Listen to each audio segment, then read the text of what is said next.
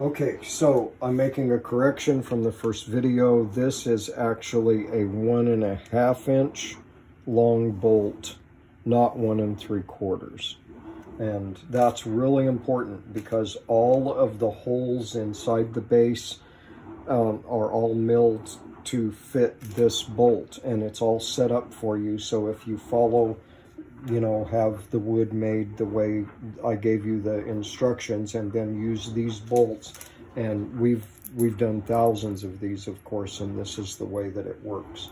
So the super glue is hard enough now to hold it in position, and so I'm going to very carefully turn it upside down.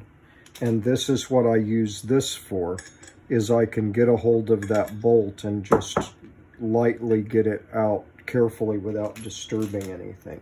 Then I put 4 washers on the bolt, and I can look down inside and see that the hole is almost perfectly centered in that opening. In this case, it always isn't always, but in this case it is.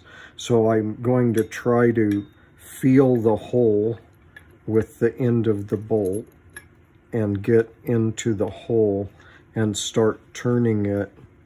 I just want to get it started. And sometimes you guys might find that I have gone in and used a cone burr to open up that hole before, because if you had a cone burr inside the threads, this would be a lot easier. You'd have some kind of a little funnel to push the end of the, there we go, maybe. Okay, I think I'm in that. So I'm going to finger tighten the bolt to make sure it grabbed a hold, and it did. And now I'm going to use this wrench and tighten it as hard as I can. And this has to really dig in. It's going to be pushing the little washers, and that's why I said a bigger washer would be better, because this is going to force those washers right into that big hole. But we want it really tight because there's only one bolt, and we have had these when we shipped.